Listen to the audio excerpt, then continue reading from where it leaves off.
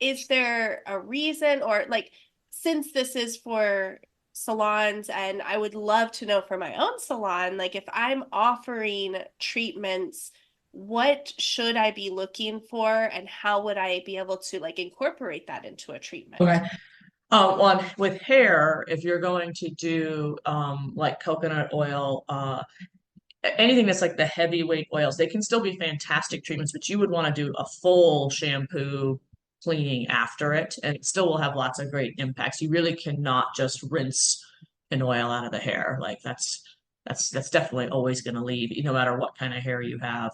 Welcome to the Salon Owner's Holistic Blueprint, your podcast for unlocking the secrets to a thriving salon business through holistic practices. I'm Jacqueline Rodriguez, your host, and join me each week as we explore wellness, sustainability, and business success. Everything from attracting conscious clients to adopting eco-friendly practices. We're going to cover it all to elevate your salon business.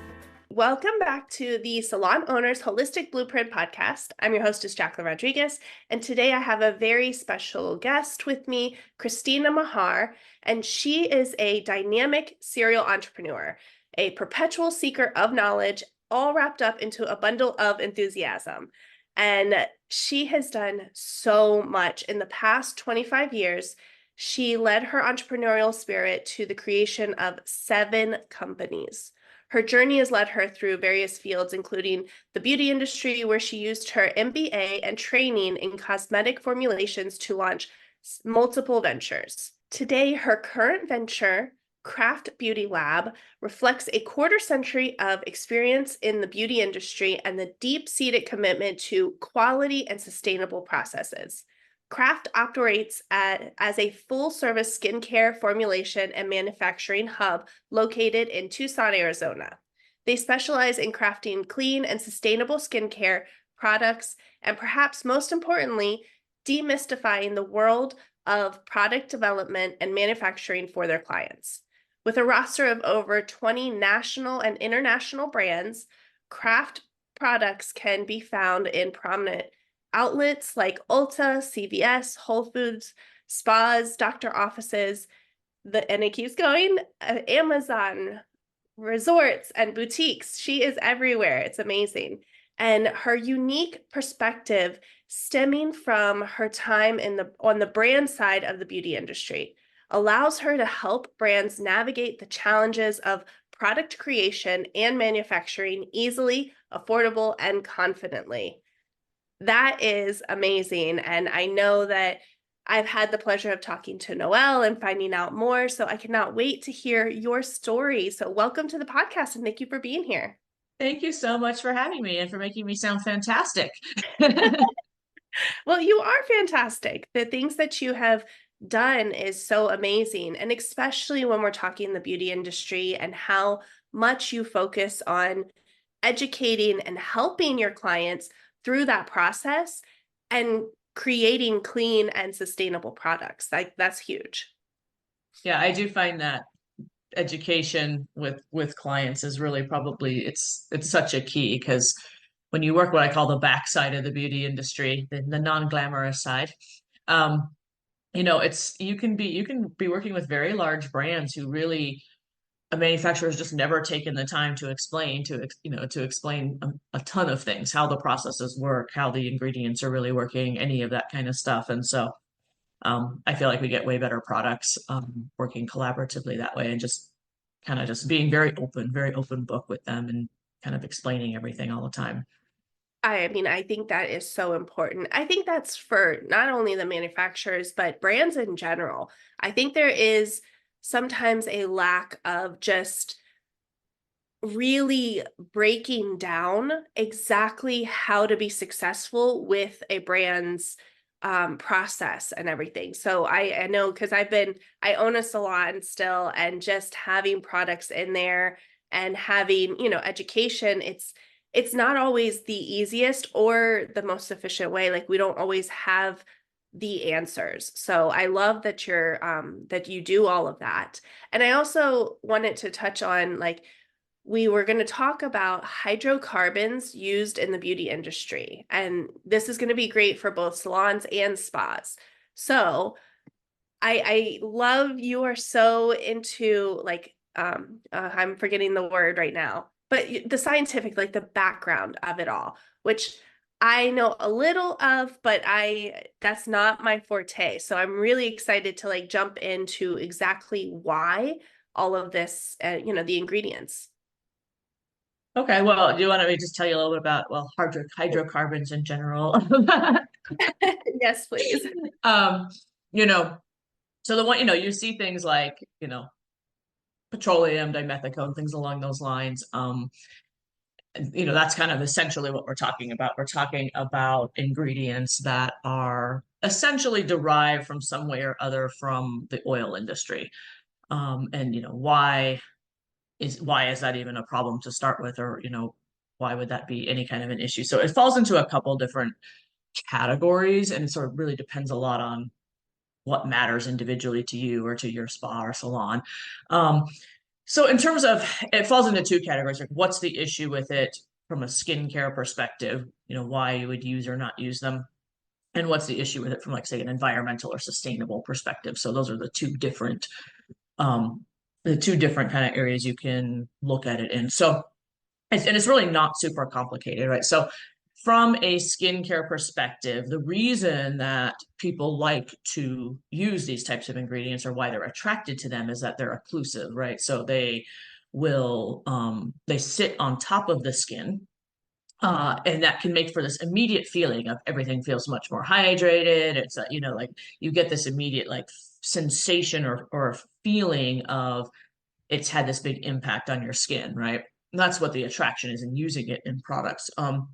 The challenge is that, occlusive, it's a couple of different things. It means that it's sitting on top of your skin. So it's not genuinely going into the skin. Now, where using a product like that can be beneficial, but doesn't necessarily have to be from hydrocarbons, is like, say, like, if you're going to be out skiing and it's super windy and cold, like you want actually a barrier on the face to protect it, right? So that's really the only place I would say that that's a beneficial thing to be using that kind of a product. um in all other situations, essentially what it's doing is it's blocking all other nutrients from actually going into the skin and having any real impact in the skin. So that's probably like the biggest part there is it can be pore clogging. It can they are pore clogging, actually, pretty much all of them. Dimethicone might be slightly different because it's so modified in the lab, that it has very, very like small pores, but it still sits on top of the skin. That's essentially what it's for, and that's exactly the reason people actually like. That's the reason that they like the sensation they'll feel like. So people will use all those types of creams, or they'll use like Vaseline and stuff like that, because they feel like it's really doing something. But when it's not on the skin any longer, essentially it hasn't done anything at all. um so there's no vitamins, there's no nourishment, there's nothing really inside these ingredients that do anything beneficial for the skin. The other side of it is going to just be that environmental and sustainability, right? So when you're thinking about, you're thinking about oil. This is it's a limited resource on the planet. The environmental issues are not so much the oil itself, it's really how we obtain it, right? So there's a lot of eco damage that is typically done with pretty much every extraction method for any of these types of the base ingredient going into, kind of, name any of the ingredients you want to talk about. So that would just kind of be the short version of, here's what it does in layman's terms. So you talk about skincare. Does this pertain to, is this ingredient in hair care as well, or is it typically just in skincare? Okay, so in hair care, um, you know, there are the reason it would be used in hair care, right, is because now it's sealing the shaft, essentially, right? So that's why people will like that. But typically, all the ingredients that fall into this range are going to end up, other than like if you have incredibly, like all the way on this side of the spectrum, incredibly coarse and thick and curly hair. these types of product, these types of ingredients are really not a good use, not a good choice even for sealing the hair, because they're going to very, very quickly leave your hair like greasy and flat and dull and stuff like that, because it is sitting just entirely on top of the shaft. It's not same thing. Its penetration is not there. And so, there's a ton of ingredients you could use in hair care that are going to be way better than using the hydrocarbons for getting that smooth, sleeked down look. So, then they'll have like dimethicone, they have like those sprays and stuff, and it'll be like, oh, it's like really great. And then even before the end of the day, you'll just be like, oh, my hair is like stringy now and kind of greasy. Yeah, yeah, it does. I've seen that where it looks great for maybe an hour, and then clients talk about how it just is flat and dull, and then we have a whole nother issue. So Yeah. with that, like breaking those down, I know you said that there's other products, like what else should we be looking for, or making sure, like an alternative, if we see this ingredient in a product, what should we be looking for? Okay. Well, there's a lot of answers to that. So whether we're talking hair or whether we're talking face, and also what the purpose would have been for using the ingredient. So I will just stop to say that I'm not like an expert on finished product in the hair care industry, but there's definitely definitely some good oils that can mimic that if you're actually looking for um that type of impact. And then, not super my area of expertise, but I would prefer to see some of those ingredients like keratin and stuff like that that will actually go into the shaft and be filling out all of the rough, like broken areas in there, instead of just coating the entire shaft. So that'd be my thought about hair care. When it comes to finished products, I do more like in salon and spa in terms of formulation and things like that, with face or with like services stuff that I do with like finished product that clients take home. When it comes to skincare, it's it's not a one size fits all. So I'll say that, so we do really have same with hair though, right? So we have very, very different types of hair, we have very different types of skin, we have different types of issues that we're trying to address. And so, typically if what we're talking about is trying to address hydration, say, because that tends to be things like Vaseline and stuff like that, is you can do some really great formulations with some of the, heavier weight oils. So, you talk about coconut oil or even olive oil or things like that, and a combination of butters and waxes, and get results that if what you're looking for is something occlusive, it can sit on top, and then you can do other formulations where it's still super, super hydrating with that same kind of sensation of being super hydrating. And it's also going to totally penetrate in, and you're actually getting some nutrients, and you're getting actually hydration into the layers of the skin rather than just having it sitting on top of the skin. So I think that would be my comment, would be if you're looking for that, so say for your salon or your spa, it's looking for an ingredient deck. And ingredients, as you know, are so hard to read, which is, the FDA's regulations with inky, which makes sense, because you need to know it really is just that ingredient, but it makes it very difficult to read an ingredient deck, right? So you're looking for a deck with really good nourishing oils in it. If you're really talking about super hydration, you're looking for heavier weight oils, things like coconut and olive. You're looking for butters like shea and mango and things like that in it, and then a natural, probably wax, that's the thickening product. So you can do Candida. If you're not vegan, you can do beeswax in there. And it doesn't need to have, it'll have a preservative system and it'll have an emulsification system, but it doesn't need to have anything else besides those two things too. So, it can be a relatively simple deck, like you could have 8 ingredients in there. It doesn't have to have 50 ingredients or 30 ingredients in there.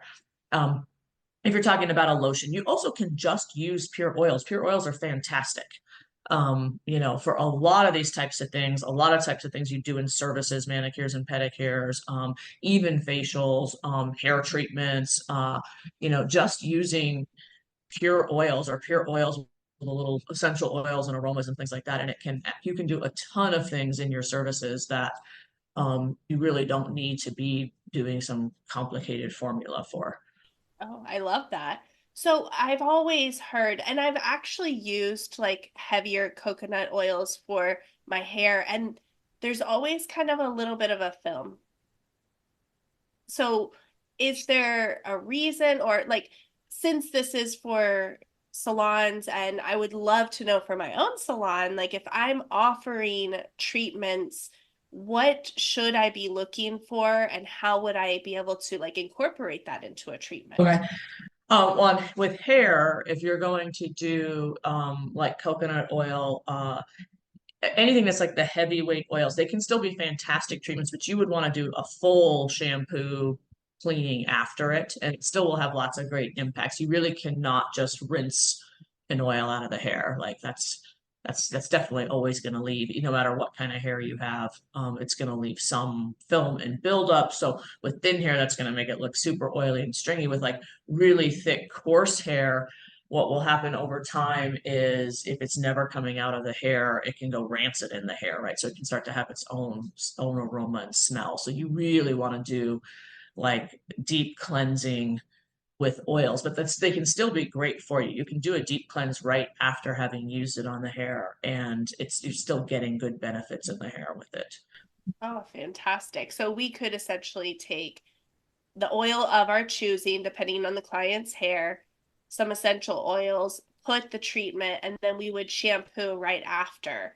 Mm-hmm. You're still getting the benefits, but definitely shampoo all of that out there. Because Yeah. we get a lot of clients, being a holistic salon, we get a lot of clients who are using those oils at home, but they are leaving them in.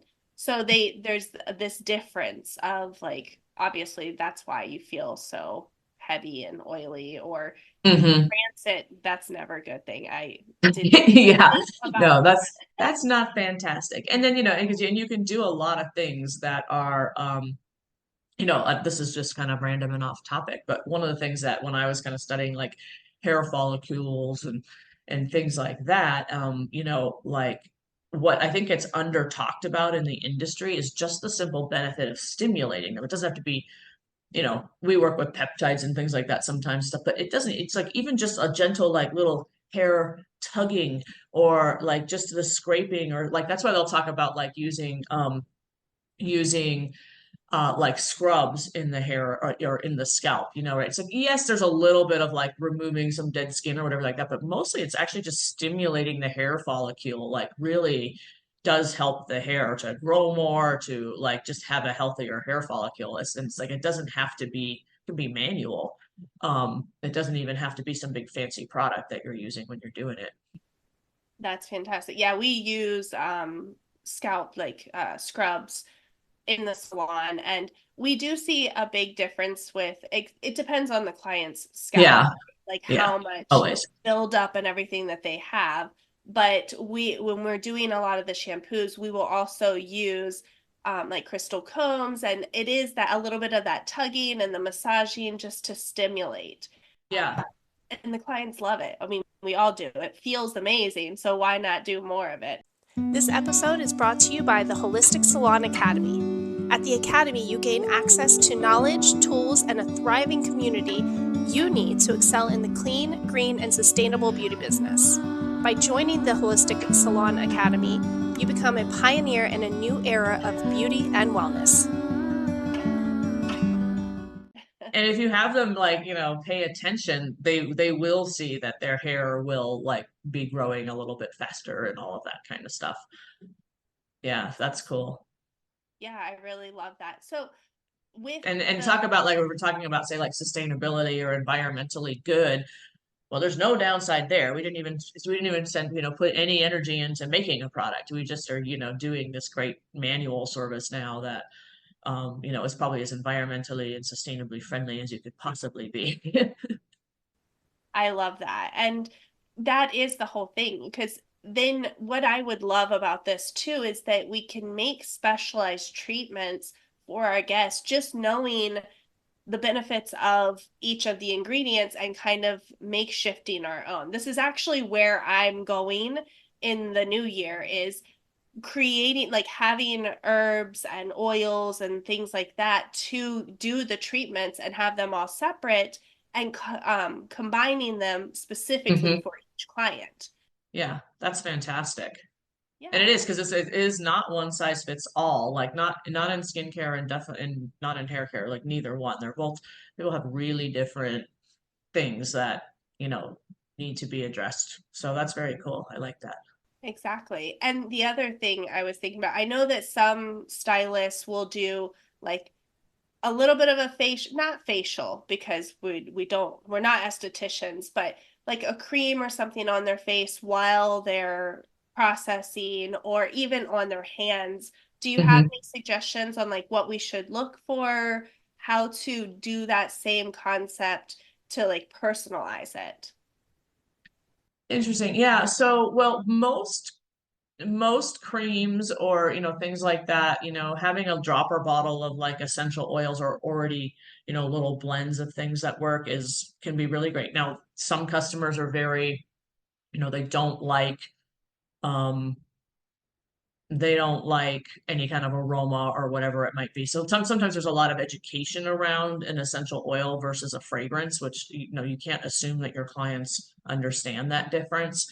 Because essential oils, while they have an aroma, and it's always possible for someone to be sensitive to anything, right? So that's important. So you don't want to, more is not better. A little bit dropped into any of your treatments is good. Like you don't really want to do just a huge amount doesn't always make it better. That's always a big one. The right amount. So um that can be its own thing. So like essential oils are a great one. It's great, it gives a sensory experience as well, but sometimes you're gonna have clients that don't want to do that. And lots of essential oils have fantastic benefits. If you're not going to be thinking about essential oils, then you want to drop some things in, you know, depending on how in depth people want to get. I think one that can actually be really fun is, or it's actually a benefit to have done it fresh, is you can use like vitamin C powder, because vitamin C is one of those ingredients where the minute that it goes into solution, it starts to degrade, right? So when you're mixing it, you just blend it into water, fresh, like you have like the most like active vitamin C that you can have. And it's just a water soluble, powder that you can just, blend into water or blend into like a toner or mist or something. Like if you do something like that, where you're using a little mist or a sensory experience that way, it blends a little bit of vitamin C powder into it. That can be a really good one for people to actually get some real benefit out of, and there's a great reason for doing it fresh, and so I think that's kind of a fun Ooh, one. I love that. Other ones that are pretty easy to work with, like ingredients people like, you can do the same, something similar with hyaluronic acid, so really getting that moisture boost into the skin without coating their skin with a whole bunch of oil or something like that. So those are real cool, really easy ingredients to kind of work with and give them a more active experience, we'll say, where they're getting some kind of a facial benefit to it. And I love essential oils. I know that they can get a not, it's not a bad rap, but I know that people can be confused by them. But I think that having a great set of essential oils is fantastic. Oh, for sure. I mean, I use them actively in the salon, and we do have some clients that, may not like the certain scents, or are allergic. So you do have to ask those questions. But as a holistic salon, we have an extensive, when we're doing our consultation, we ask, what are you allergic to? All of that, Mhm. because a lot of our products have natural herbs and remedies and things like that. So Mhm. we have to Mhm. ask those questions. So you should always ask them. And then if they don't like it, that's okay. Just choose something else. It doesn't have to be. But I really love the idea of the um, vitamin C. And with that, I know, and for people maybe listening who don't know exactly, but what would the benefits be? Like if we're talking to our clients about it for the vitamin C or the hydra. So I would say that the benefit of hyaluronic is a little bit more immediate, right? So, it penetrates very deeply into the skin and it draws water into the skin in a very healthy way for you. So it's a moisturizer that it's the first time since hyaluronic came out, where you really see a moisturizer that behaves differently than, say, like an oil. And so what they always say about hyaluronic is it is this very, very small molecule that penetrates deeply, and then it binds 1,000 times its weight in water into it. And it won't pull it from your skin, it will pull it from the environment. So that's the other really key thing. You don't want like an ingredient that's just gonna suck the water out of your skin. So what's great about that from a client perspective in a salon or spa is that, like, a lot of times hydration, right? That can just make you look way better in the face if you have really good hydration, right? And it's more immediate. Like, if they're there for an hour, they are going to feel and maybe even see a bit of a difference in their skin, in the actual appointment. So that's what makes, hyaluronic great for something like that. Vitamin C is something that does require a little bit more long-term use. But if you're using it just as a treatment like that, I mean, it's a absolutely fantastic antioxidant. So it's very protective to the skin. It's I would call like a restorative ingredient versus a stripping ingredient, not stripping, but resurfacing, we'll say. Because resurfacing can be good, like the AHAs and things like that. That's not necessarily a bad thing. Yeah, so it's a restorative ingredient. So it provides, more resilience and more strength in the skin from like a more immediate perspective. It's an antioxidant. You walk out of there with it still on. The other side of the benefits that it has, or long term, or it's really fantastic for evening skin tone, so handling redness and sun and age spots in the skin and things like that. And it's also you know that same thing. It provides more resilience in the skin. So it's kind of one of the, like, I would say, like, really a core ingredient that everybody's skincare routine should have in it. Little treatment or something that people do, not a facial, but a add-on of some sort. Because there's all those licensing requirements that go with that. Exactly. That's why I always say, like, there's some salons that they'll do like a little moisture or something while they're laying there. But we definitely are not estheticians, so we don't do any facials or anything resurfacing or, Yeah. it's just more of a relaxing wellness type of service versus Yeah. any type of, Yeah.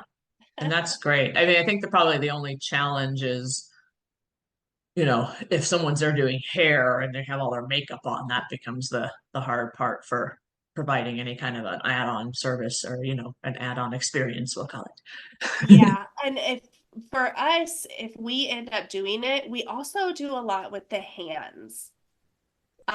Because they are kind of laying there.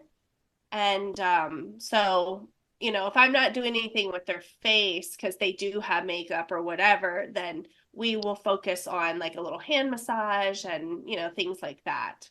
So I actually know something. I'm going to talk about something outside of paraffin or things like that you want to do on the hands that can be a pretty cool. You have to get this little extra thing, but I used to do, way back in the day when I had a brand and we would need to do demos in Whole Foods, and nobody wants to demo, a product on their face in the middle of the day in the grocery store, right? So we had come up with this little, very simple treatment, but it was really, really impactful to do on the hands. And so it's just, you have to kind of, get them wet. So you need to have some kind of a little, like, some kind of a little, wet cloth or wipe or something along those lines. And then you can do almost any kind of like scrub. We used to use this blueberry scrub with Sia, but you can do just a gentle little scrub on the hands, and you wipe that off with the wet cloth, and then apply any kind of like good natural thick cream will be, totally fine. You apply it pretty thickly on there, and then put little you can do biodegradable plastic gloves, little like plastic gloves on them, and then just stick that into little hand warmers, right? The hand warmers they're on Amazon, and they probably cost $10 or something like that. And you just put these little hot warmer things over there. And when they pull their hands out of that, it is like life-changingly different in terms of hydrated and smooth and soft, and like, it's so noticeable. People will call you all day long and be like, I can't believe how great my hands feel. I need that right now. My hands are so dry. Oh, that's thank you for that tip because I have those warmers. Because way back when I didn't know what was in the paraffin dips, Hmm. um, we used to use them in the old salon, so I had the warmers. But we don't use the paraffin anymore, and they've just been sitting there, so that's a fantastic use. Yeah, and the key is just that like obviously you can't put, a super lotioned up hand right into the warmer. So it's just putting on a little, it even doesn't even have to be gloves. You could just put it like to make it quick and easy, just put a little quick, plastic bag over it, but something, you know, a recycled plastic bag over it. Like just a little thing like that, even like a Ziploc would be or something would work with. You don't want to, you can buy those gloves, of course, but if you don't want to like take the time to put a glove around each finger or something, you just want to make it really quick. Just a bag. But the key is that the heat and the product not being able to escape will push it. It pushes and penetrates it into the hand in a way that is just not possible with like just putting lotion on your hands. Love it. I am going to be using that on our clients. I You'll have to love let me know how it goes. Yes, for sure. Um, but I think that, those tips are so amazing and there is so much more that we could talk about, but I love that you really get the ingredients and, especially for anyone listening here, like it's kind of hard because we're creatives and sometimes we're not always, I speak for myself, right? I'm not always into the minute details of exactly why or the science behind it.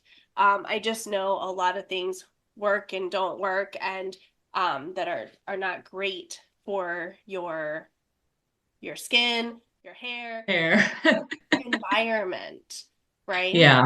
That's so huge because everything that we're doing is going to impact ourselves first and then the environment. So, what other things do you think would be important for us to know just through this episode, obviously?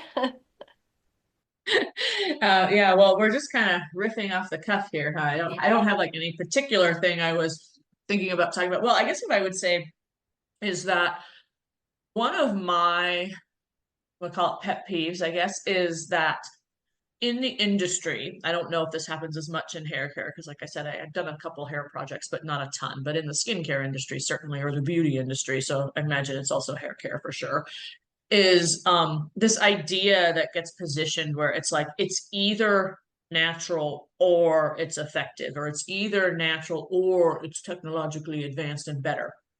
And that's definitely one of my pet peeves overall, because when you look at from the scientific side of it, when you look at the studies, when you look at ingredients and how they actually work and all of that kind of stuff, is that it's like the core foundation of any ingredient deck should absolutely be natural. And it's not natural because it's sustainable or eco. It's natural because it's going to work better in the, in your actual product. And so very similar to the way that, say, like the difference between taking a vitamin and eating a salad, right? I'm going to call it that. That's the difference. It's like our bodies, our skin, everything internally, externally, have thousands and thousands of years of evolving with plants. Like our body understands how to work with them, understands how to integrate them, understands all of these, utilization is what I'm going to call it actually. So it understands how to utilize the ingredient that's found in nature. And the reason for that is that when we make something in the lab, like a single node ingredient, it's just this, right? So probably it very often isn't actually used by your skin unless it actually has all these other supportive nutrients and different things in it, right?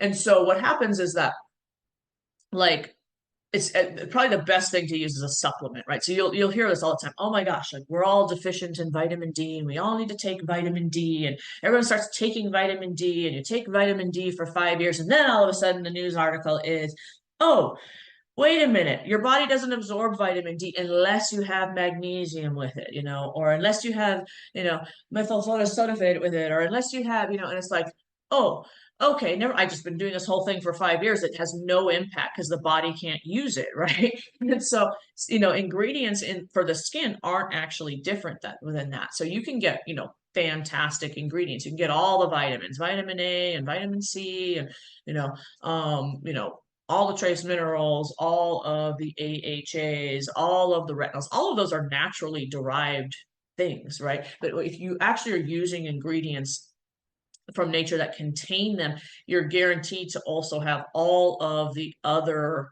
ingredients in it that would make it your body able to utilize it in a way that a lot of times things coming straight from the lab, you can be using it. Doesn't matter if you're using 60% whatever, blah blah blah. If your body, if the skin cells cannot actually absorb it, it's just the same as a cream that didn't have it in it at all. So like that's just one of my things as far as like education that I would really love for people to understand more, is that when they read that deck, if they see those natural ingredients in it versus just the lab derived single note ingredients, there's actually a very good chance that that product works better for you. It's not just more natural or healthier for you. Oh, I love, love, love, love that you said that, because that is one of my pet peeves as well, is it just because of the way we've been trained to and market it to of what works and what doesn't. Yeah. So much of it comes back to like, well, if it is natural, it's not working as well because it doesn't have all these formulations, whatever. Technologically, Yeah. here's something that's interesting. So there's a few things I love, like I like peptides, and I like, some of these things that are coming out from more of this tech, like side. But in general, this will be my other tip, is that anytime that you see a anytime that you see a product and it has like on the front of the packaging, it says, this is Matricil 110, and it's got the little R trademark sign on it, or this is Techostem Plantalala, whatever, like it's gonna have some high-techy, cool sounding name to it, and it's gonna be super unique, and they're the only people in the whole world who have this super cool new ingredient, right? That does more things than anything else.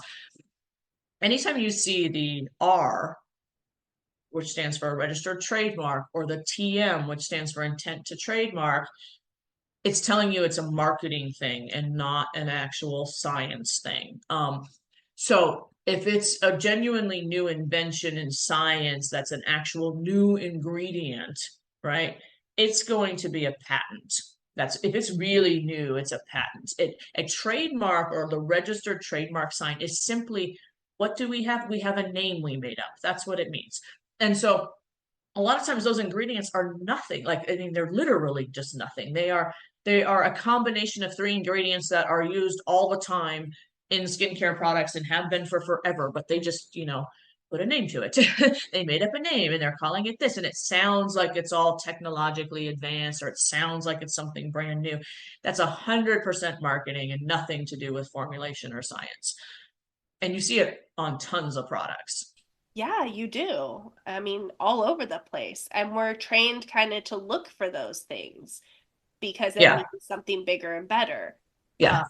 oh, wow. Yeah. But that makes a lot of sense because even just in a business standpoint where I don't have a product, but, getting your name and your business name and making sure that nobody else can use that, Mhm. but it's the same idea. So Yeah. anyways, I mean, It's smart marketing for sure. It's not that I have a big, I can admire it and be like, wow, that's really smart marketing to have done that, but yeah, it just doesn't actually mean anything.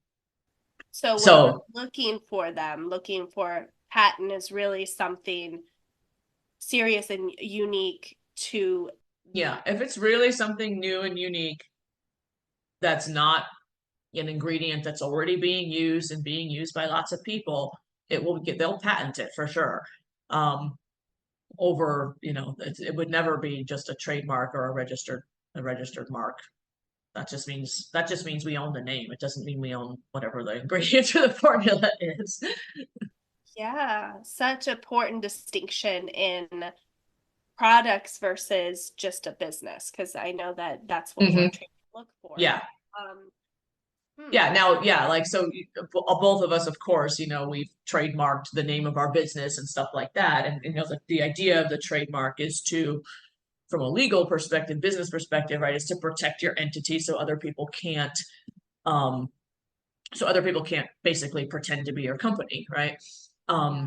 So that's the purpose of a trademark. But the average consumer has no idea what the purpose of a trademark is. So they see that little symbol and they think it means something totally, they think it means like, oh, they've trademarked this new ingredient or this new formula. And it's like, no, it just means they trademarked a word or a name. And it means, it means that they came up with a cool name. It doesn't mean that they came up with a cool formula. This is so interesting. And this is why education is so important, because what I've learned, just going through the salon and, building that, but then also educating to salon owners and just to our clients over the last decade of like what things are or are not. Most of what average people are learning is everything from a marketing perspective. So we don't know the reasons behind it, the education behind it, or anything. It's just the marketing.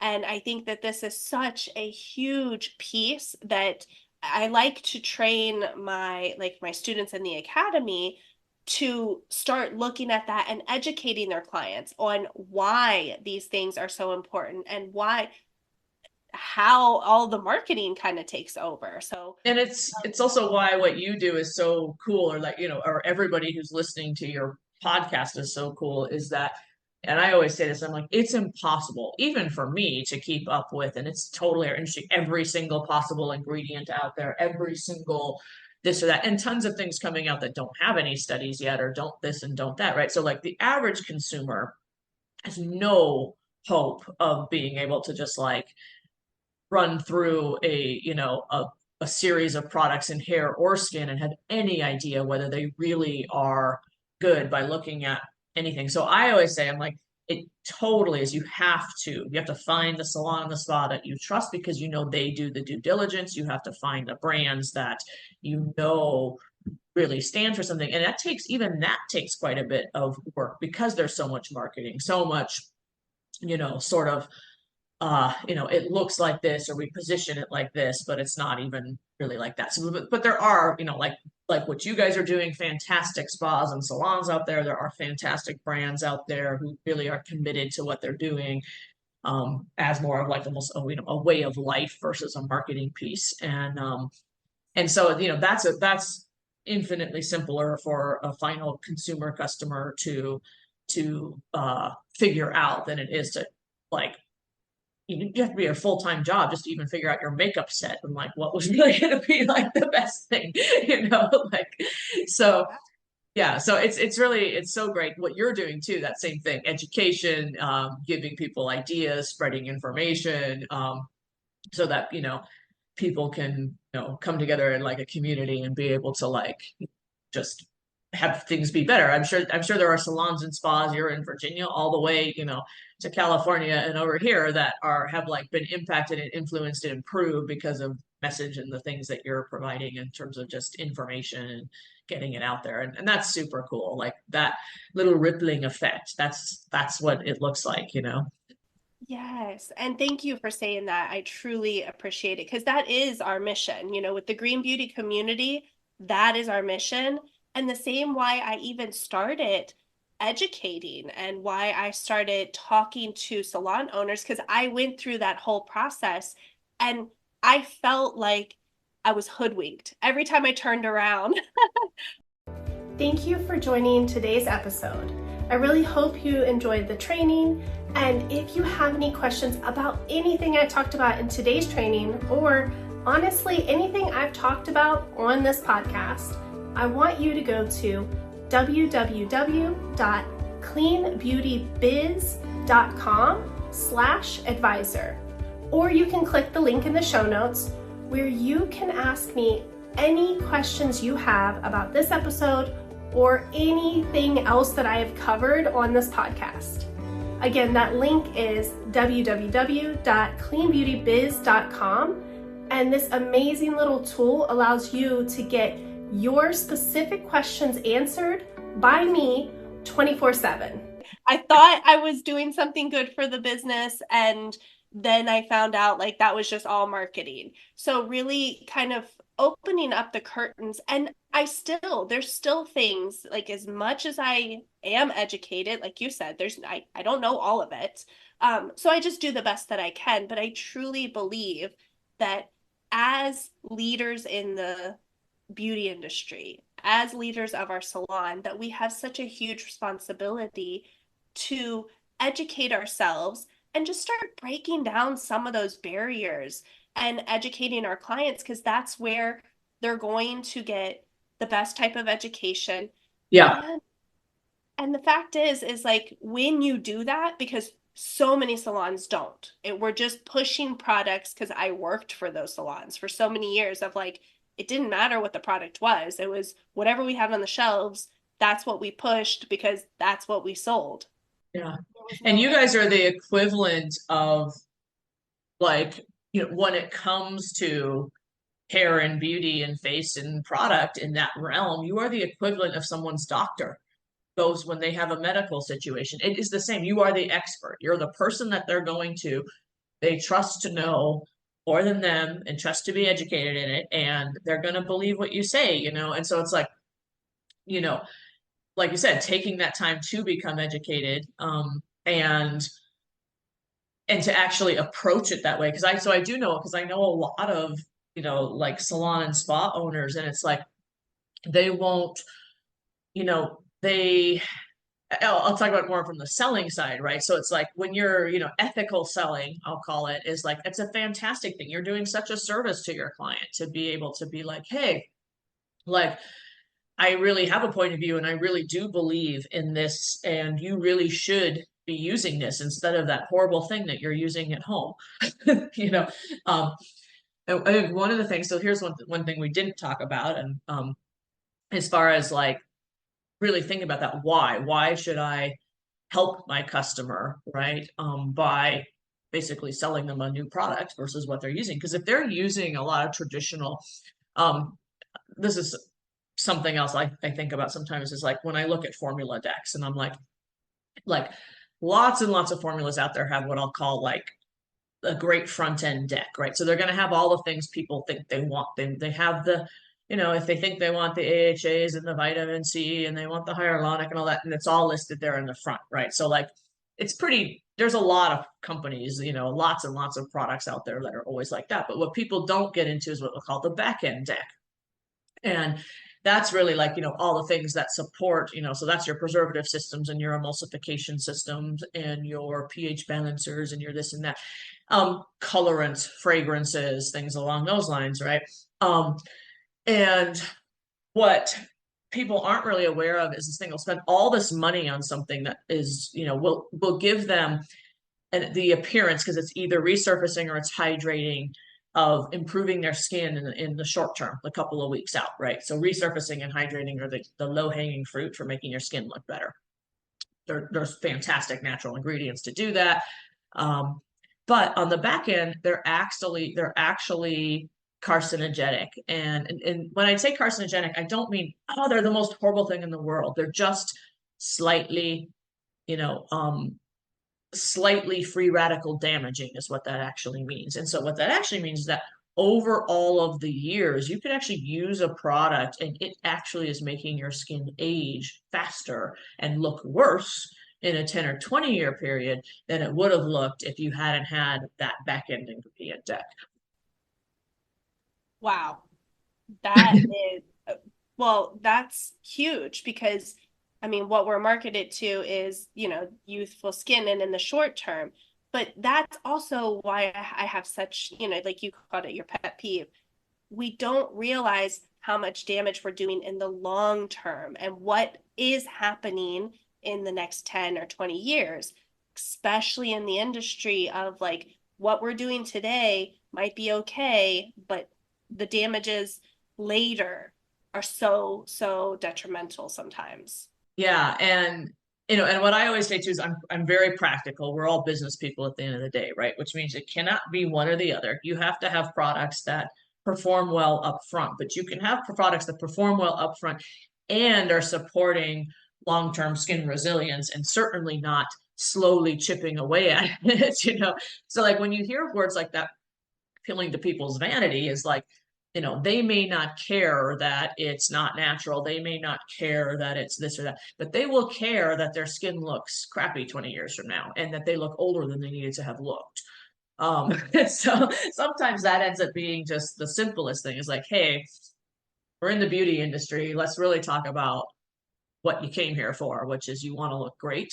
And this is actually the best way to do it without even getting, going into all the other layers about why and all of that stuff of like, yes, you want to be supporting the environment and sustainable and you want to, put healthy things on your skin, but why you are doing that? Well, you're really doing that at the end of the day because you're going to look better than you're going to look otherwise. And everybody listening, like really take that in, because I get that asked the question all the time, like, how do I shift my clients into, like, if we're shifting the salon to cleaner and sustainable, how do I market and message to them so they understand why we're doing that? And truth be told, excuse me, truth be told, I'm like a very heart-centered entrepreneur. So for me, the impact that it has on the environment and our bodies and our kids later, that's what drives me. But it, like you said, it's not what drives everybody.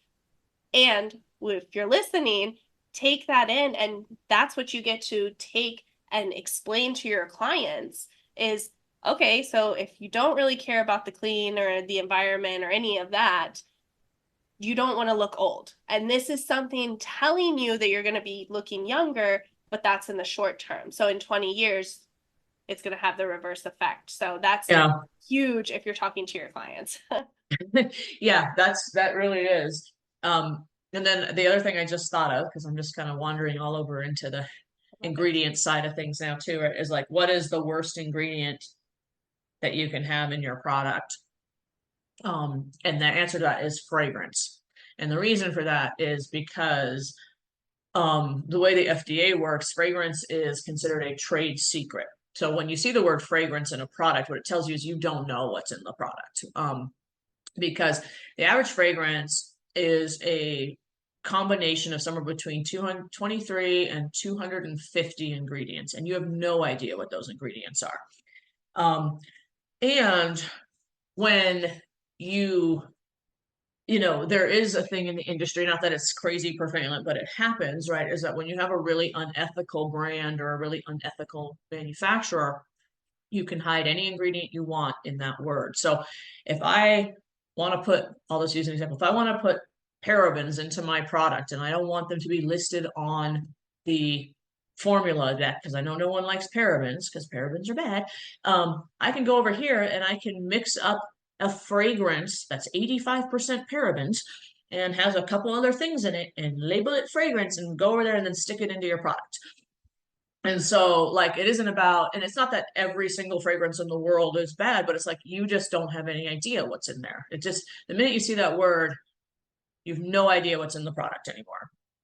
Yeah, I'm so glad you said that, because that is what I'm telling my clients and everything, but having it come from, I mean, this is what you do, right? So, yay. Not that it's allowed, but that it is actually proven. Like all of those products, I mean, the ingredients in fragrance, we should just stick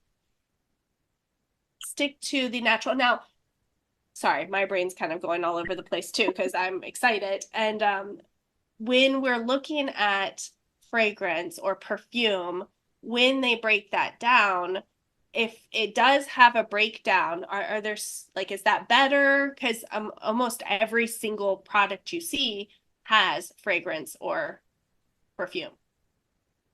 Well, I mean, I guess it depends how how serious you're going to be with it. You can always call up. So typically, like, so even if I, like, say I'm formulating a product for a company and they have a fragrance that they want to work with, I can go to the manufacturer of the fragrance, and order that fragrance. And depending on the fragrance, even I might not know what's actually in it, as you know, because they don't have to, there is no law that you have to disclose the ingredients in your fragrance. And it's just the way that it's an old law, I guess, from the FDA, who manages all, cosmetics, skincare, hair care, that just allows for a trade secret, because people would put a lot of time and effort into originally making up these formulas back in the day for their fragrances, but now has just become a way of being able to hide ingredients in your fragrance. And yeah, I'm just thinking about, like, I mean, the real reality too is that for the vast majority of fragrances, if you were to see the ingredient deck, it would mean nothing to you. You'd have to look up every single ingredient in there.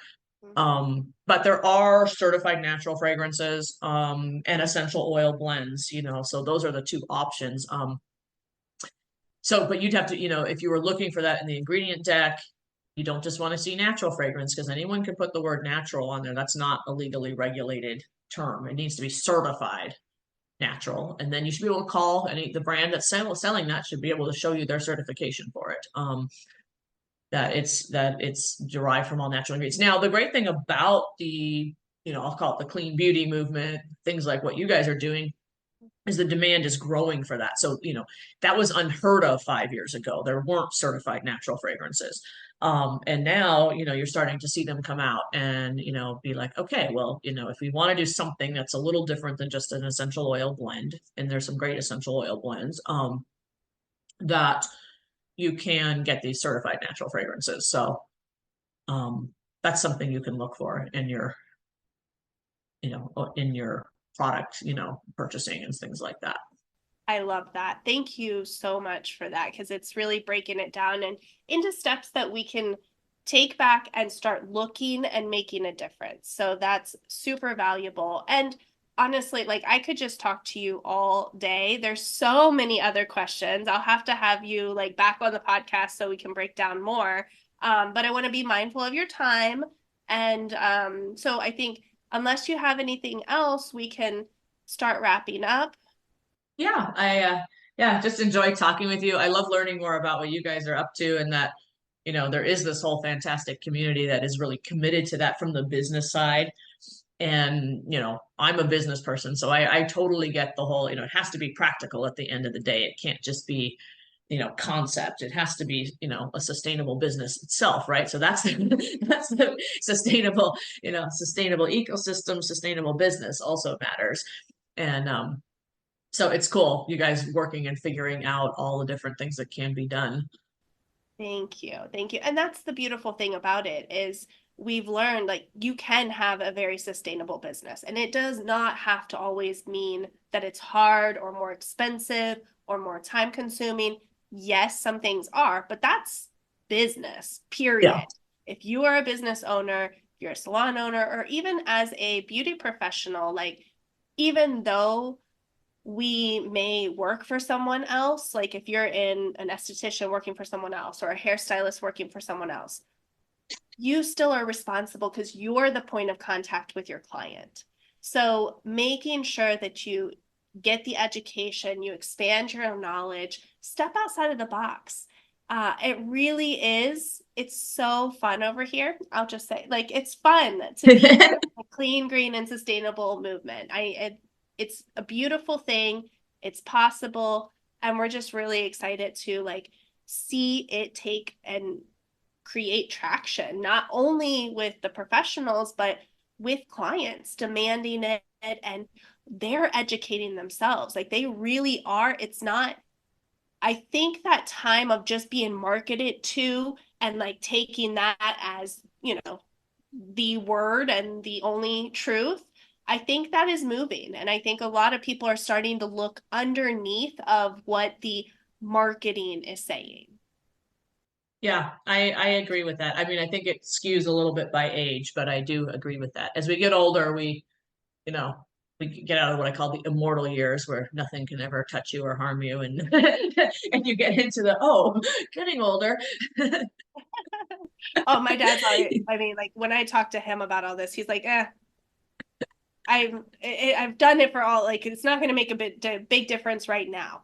But when we talk about the younger generations and who's buying, like who's really into the beauty industry right now, they are starting to educate themselves a little bit more. I do think that's true. I think at least like there's a segment I would say that uh right now seeing this trend in like probably even this more like Gen Z, where it's called like back to basics, where they're really actually just looking for products with the fewest ingredients possible, with things like that. So that does give you hope that it's just continuing to spread, and it totally is. You can see it because dollars follow what people want. And so as you see the number of brands expanding, doing things, the number of ingredient options, the number of salons and spas doing it, it's eventually it becomes mainstream to the point where it's like you really like that would just be the baseline. You can't be a successful business that doesn't operate this way.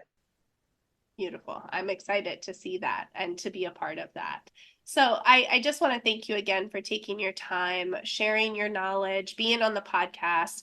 Tell the listeners where we can find you, follow you, talk to you. Okay. So I am personally so little. Luckily, Noelle is on all of the social sites and things like that. So we do we have Instagram, we have TikTok. She does TikToks, which I think is so great, getting to educate the younger generation. We're on LinkedIn. We have a website, craftbeautylab.com. We're really business to business, so it's not really an end user, but we love making people fantastic products. And I just really appreciate you taking the time to have me on here, and just love that this whole community even just exists, and that, you are providing all this information and knowledge to people. Well, thank you again. Have a beautiful rest of your day. And anyone who's listening, like always, I will have all of the links and all the goodies posted in the show notes. So make sure that you follow Christina with all her education. I mean, she just really is a wealth of knowledge. And this is that connection. Like, we very rarely get a chance to hear the manufacturer's point of view and behind the scenes. So this is a super important episode. Make sure you tune in and follow her. Thank you for tuning in to the Salon Owner's Holistic Blueprint. If you enjoyed today's episode, be sure to follow and subscribe. Until next time, stay inspired, stay passionate, and keep thriving in the world of holistic beauty.